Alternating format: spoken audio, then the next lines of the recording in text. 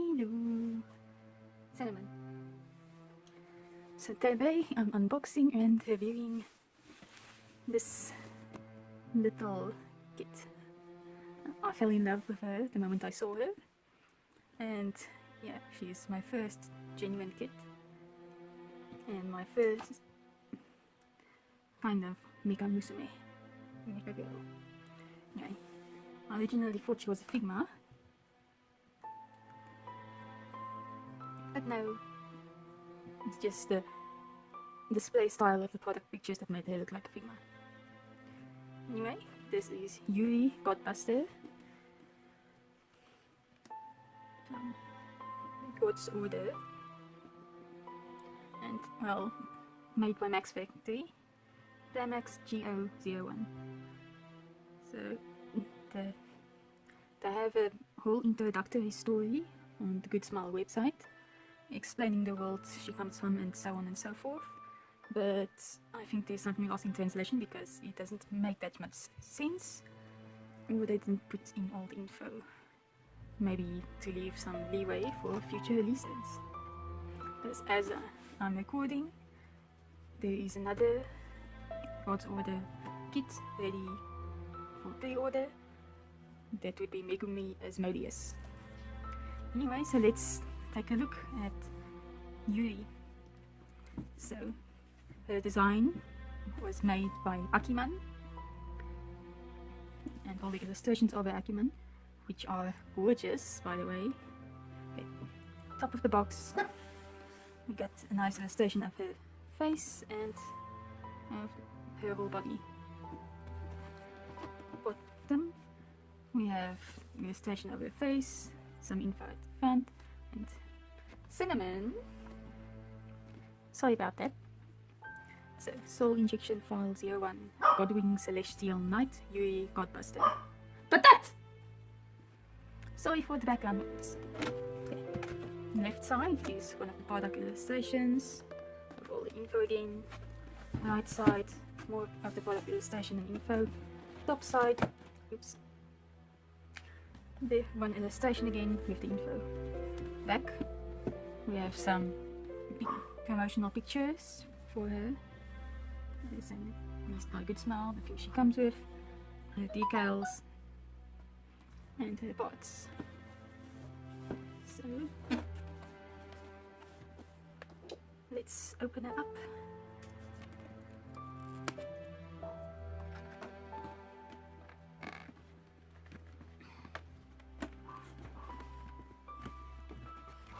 I'm trying very hard. No! Trying very hard not to damage the box because it's so dirty. Aish.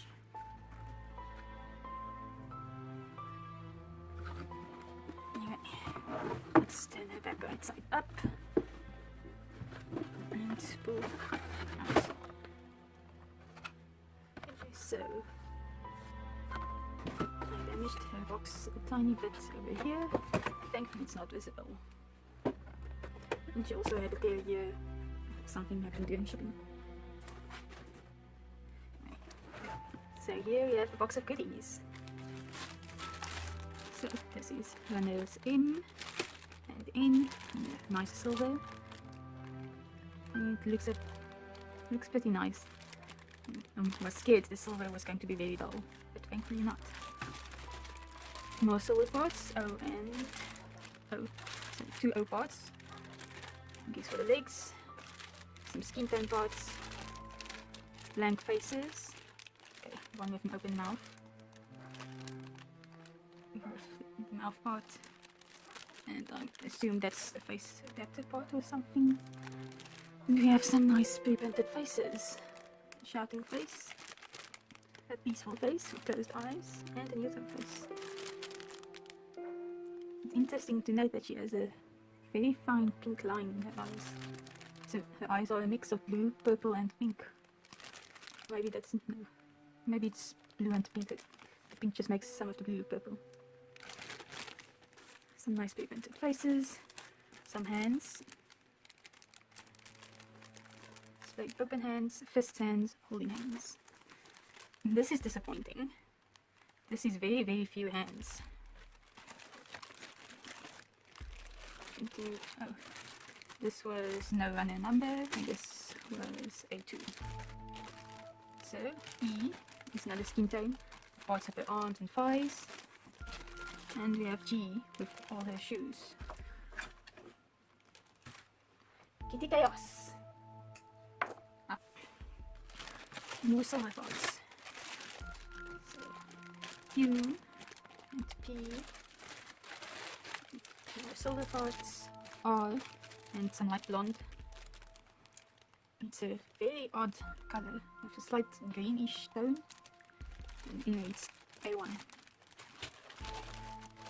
Some white parts, B, you see parts of the torso and legs, and F, parts of the skirt, C, sleeves, B, sleeves in a light grey. So we have her shield, spray painted in nice red. And then we have a pale brown, which is H. So we have gold, which is V. And clear blue, which is U. More white weapon parts. And we have her mouth part that's spray painted over here. A tiny shield. I don't remember where it's supposed to go. Anyway, this is runner S. So more white. With J, looks like joints, and another J. So joints for the hands, I guess, and shoulders, which is K. I was wondering. So we have some white flexible PVC parts for her panties, and the front lapel and collar. We have dark gunmetal-ish type color.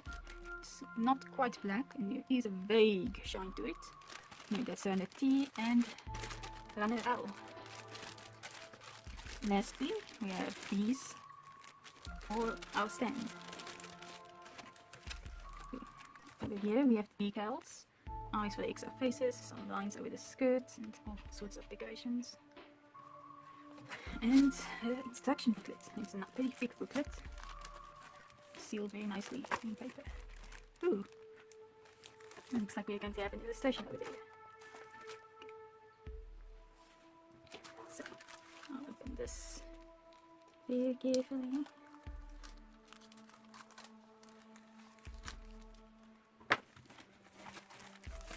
Okay, so first off, we've got two booklets, one of which has another gorgeous illustration for Akiman, with Yuri carrying the head of Megumi. Why? I don't know. Mia? Please don't. Okay, so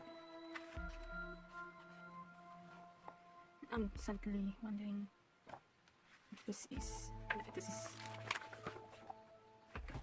so it opens like a normal book. Page 1, we have illustration and I guess part of the story introduction. Oh, more pretty illustrations. As far as I could gather from the original story, not here, I can read Japanese, and that this was originally her avatar in kind of like a game, well, not quite, something like that. Yeah, so this is the original person, and this was her avatar thing after she died or something. Yeah, I can't really know. So, nice full design sketches, weapon sketches, the illustration we've already seen. Okay, some more story about the world. Yeah. Unfortunately, I can't read Japanese. This would be so fun to read. Okay, that's Megumi. And these two, I've seen their prototypes, photos of their prototypes at events. I think one of them was something like a dragon and the other a demon. I'm not sure. Which, by the way, Yuri has an falcon or eagle emblem, Megumi has an owl emblem, and yeah, I'm not quite sure about those other two. I really want to read it. Another illustration of Yuri and Megumi, and product stuff, I think, but lots more info. I really want to read it.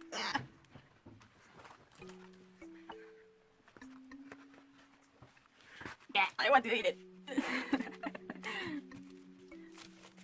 I'll try to use Google Translate. Okay, so that was that part of the booklet. And instructions. So we have the same illustrations as the front of the box. And this instruction booklet is bigger. For all her parts after she's assembled. And parts list.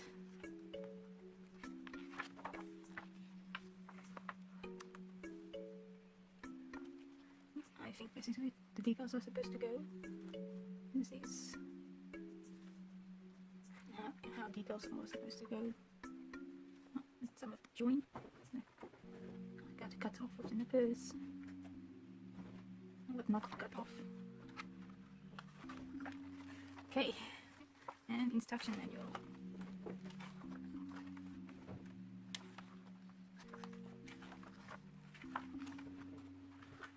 One more page. 2 more pages. Instructions look simple enough, although some of it I'm not quite sure. Anyway, I'm going to build her, and when I come back, we'll review the figure herself.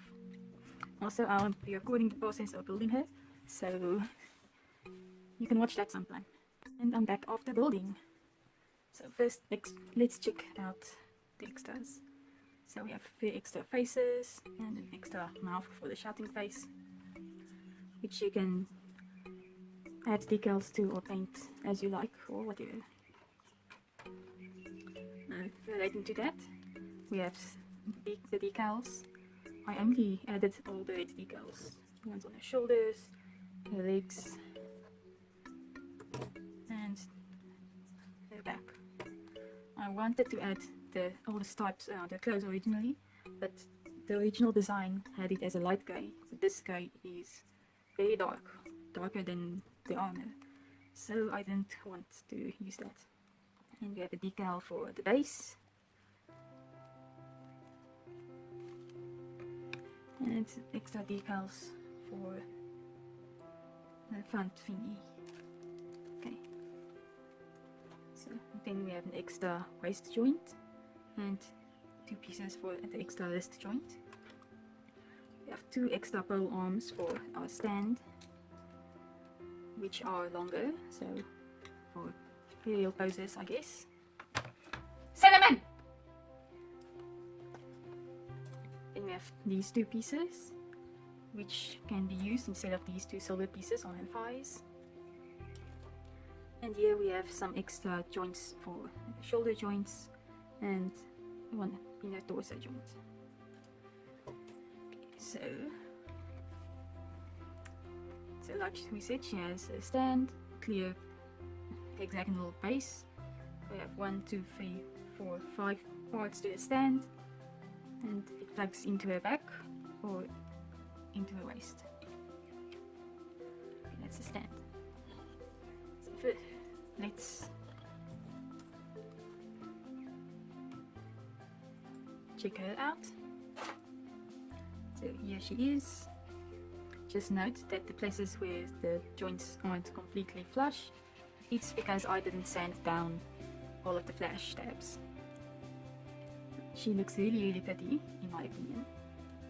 And the decals were pretty easy to apply, but just know that you're going to have to use a fixative to fix them in place, otherwise they can just come off with a little bit of water. And be careful when you're applying them, because if you touch them and they haven't dried, they will move. I had quite a bit of struggle trying to do that, especially with this one that's so tiny. I almost lost it, and luckily we have a second one. So most of her is ABS, but this, the collar and front lapel, is a soft PVC that's flexible, and it was pre-painted. Her hands are also PVC, and that's because the joints are made with this ridge, and the ABS wouldn't attach that well, and it wouldn't be able to be removed that easily. So, visibility from the top, she has her little hoge thingy at the back here. For some reason it makes me think of a duck's tail. And we have a neutral face, slightly scowling expression. Her hair buns along with her bangs can be posed as one piece. So you can, it's pretty fragile and easy to break, so at least you can move it without it breaking. The head goes this much down and this much up, and when we use that part, it goes further down but not much further up. Shoulders, she has shoulder blades that can pull out for extended posing range. You can go all the way up like this, about 45 degrees, and then like this, 90 degrees. But the shape of her arm and her hair affects the posability a bit. So, going like this all the way to the front, bringing out the shoulder joint, without bringing the shoulder joint. And then we have a bicep swivel, which is a bit awkward because it's not a straight cut. I'm not sure why I didn't go for the straight cut. It would have looked better. Then the elbow. We have a more than 90-degree bend. And her wrists. 90 degrees, 90 degrees, but they have a tendency to pop off. Also her hands are sculpted quite well. You can, I don't have pictures on camera, but you can see the indentation of the fingers. Okay, so she has an upper torso joint, this far forward, and this far back. Along with the waist, she can get quite a bit of an arch and quite a bit of a slouch. So around the waist, we have the back skirt piece that has a pretty nice range of motion. And then we have the side skirt pieces. So, and the front skirt pieces. The side skirt pieces plug into these ball joints, which are supposed to be able to move, but because of the way it's sculpted, they do not. If you try to move, it pops off. Then for our front skirt pieces, they attach into our side skirt pieces with a ball joint. And we also have a separate pair that are shorter, which helps with posability. But naturally, it doesn't look as nice. Along with this one of the skirt pieces, we have this skirt piece, which has a sword attached, which can swivel and scabbard and a sword. The sword hangs pretty loosely in there, so you're gonna need gravity to hold it in. If you want to change out the skirt piece for the armor, for the one of the sword, you just pop it off and pop it on. And then pop in the front skirt piece. And you can also pop this off without much of an hassle. I would have preferred if they had an extra piece that you can just keep attached. But, yeah.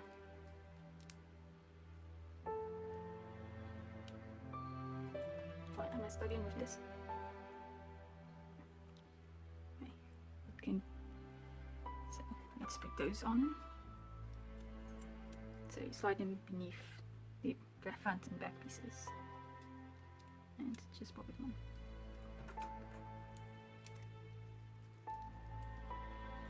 And just pop it on.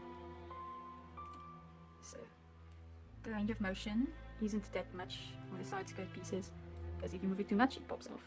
But the front skirt pieces, the longer ones, can go about this much, and giving us at least and the other front skirt pieces offer a bit more posability, because they aren't hindered by this piece. Well, not much actually.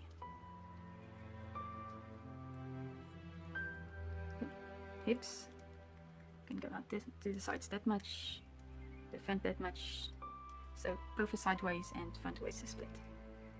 Then we have some rotation here at the thigh, 360 degrees, and the knee, we have more than 90-degree bend. The ankles, we have a swivel over here, we have a pivot at the foot, and we can go all the way up and all the way back.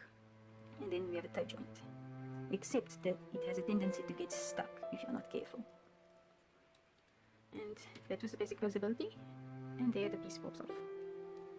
Okay, I'm going to put the nicer looking skirt piece back on. Yeah. So that's the basic figure. So we have the neutral face, we have a peaceful closed eye face. Okay, let's try to get it up in front of the camera. Yeah, she's very pretty. Shouting face. Focus. And the mouth is a separate attached piece. And her peaceful face. I like the way they did the eyes. A vague darker outline around the lashes. So for hands, we have 2 fists, 2 holding hands, and 2 open hands. Which makes me so mad, because just look at all this plastic they used making these hands. They could have at least given us another pair. The more hands there are, the more expressive you can make them, make a figure. So these hands are barely enough to do anything. Anyway, so let's get fancy. To switch out for the nice fancy looking sleeves, we just pop the arms off and pop the other arms on. And we pop the hands off and on. Remember to include the joint when you're popping the hands off. Okay, and the legs, we just pop it off. And just pop it off. Now these legs, you just pop on and pop on. Okay. And for completion's sake, let's put the helmet on as well. Just know that the head tends to fall apart when you pull off the faces. And it's a bit finicky to get back together. And the helmet is attached to a hairpiece that just pops on. Okay, so let's take a look at her posability like this. So nothing much new, but I'll mention. So the helmet has the visor thing that can go over her face or on top. It's pretty nicely detailed and it hasn't fallen apart, even though it was a bit finicky to get on her. The arms, the same posability, except at the wrists, because the shape of the sleeves limits the movement of the hands. But still a nice range. The legs, nothing. So we have a 360-degree rotation. The wing is on a ball joint. The knee can bend about 90 degrees, and the falcon head is individually posable, so you can put him wherever you want. And the ankles, all the way back, all the way forward. You can technically go more forward because these pieces are on a ball joint, but they pop off more easily than this, so I don't want to risk it. And that's the posability. So, accessories. So we have a sword here, and we have this backpack type thing, whatever you want to call it. It plugs into a lower back, and it looks like a jetpack type thing. But you can also pop off these swords on the sides, pop off the pommel, and then slide it into the hands and pop that back on for 2 extra swords. It's not quite black, but it's definitely very dark gray color. And yeah, we just pop that back on here. So for this, you can move all the way around, and this is on the ball joint, all the way around, swivel a bit. Here we have a ball joint, and here, not a ball joint, just a swivel, and here we have another swivel, and that pops off. I haven't played much with this because yeah, I'm not into mecha like things. Next up is her shield. It's hollow and lightweight, so if you want to put it on, first take off these pieces. I'm not going to use the shield as much because I'm afraid of it breaking. So we put the smaller one into the hands. Thankfully the hands are a bit flexible.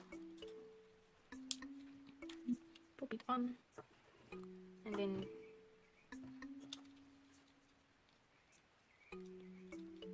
attach the hand to the arm,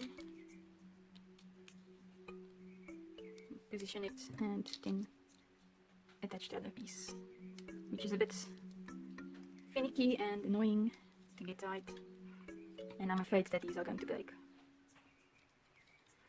So yeah, I'm not going to be using the shield as much, even though it looks pretty cool. It is nicely detailed and nicely painted, so it's a bit sad.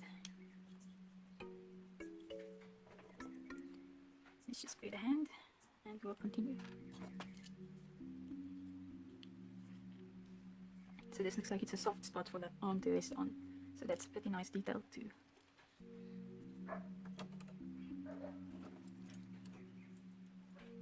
And lastly, her big weapon.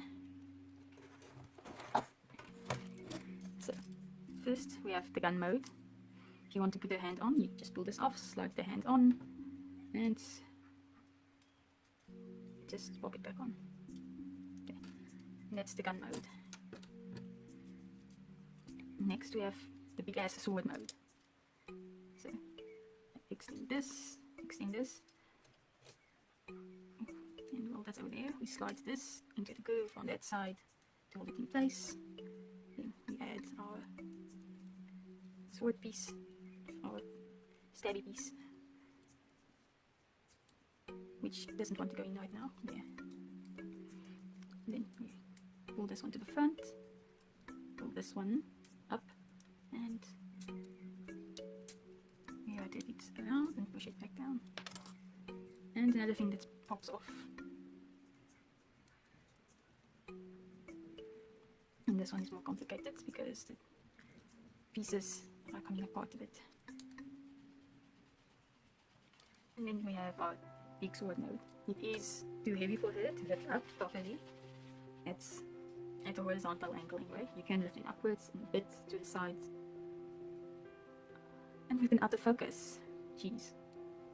Anyway, these pieces can move a bit. And it was advertised as being 40 centimeters long. So let's check.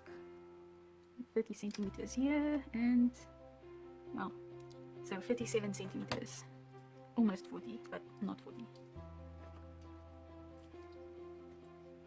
Okay, so let's put it in her hand.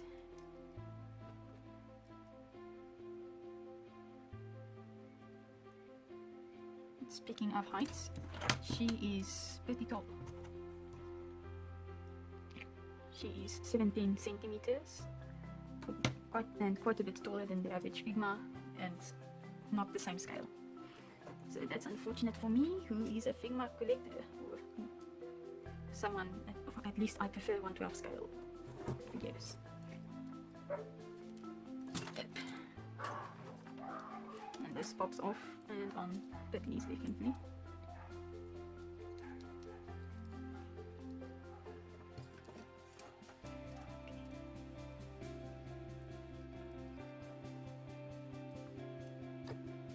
See, her arm dips until it reaches the ground. So let's check, where was it? Her main illustration. This one had it hanging in the air, which is not right. I've noticed, compared to her colouring, there's a lot more gold pieces in the prototype, which is not there on her final version. Can be painted gold, sure, but yeah, not as advertised, I guess.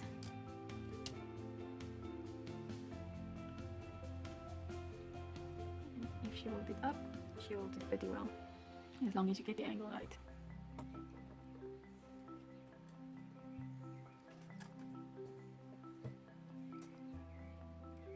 So I'll show you a bit of a size comparison with my Figmas now. But I just need to say one more thing. The stand, I feel like it's going to break when I twist it too much. And unfortunately you probably won't see it well on camera. Hey. Adjusting the brightness. Hey. There, you can see some lines there on my joints. And here they are cracks. So I will be handling this very delicately.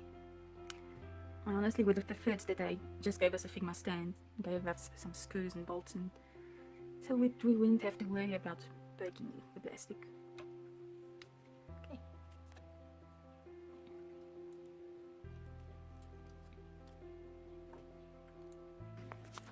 So here she is next to my tallest Figma, and Lucia is being dwarfed. Let's get a nice angle. She's huge. Okay, and let's check her out next to somebody else. And this is her next to my pop-up parade Shishomaru. Out of not the same style, but they definitely look better together. And here we have my Angel Woman. Which is already larger than most of my Figmas. So she's pretty big.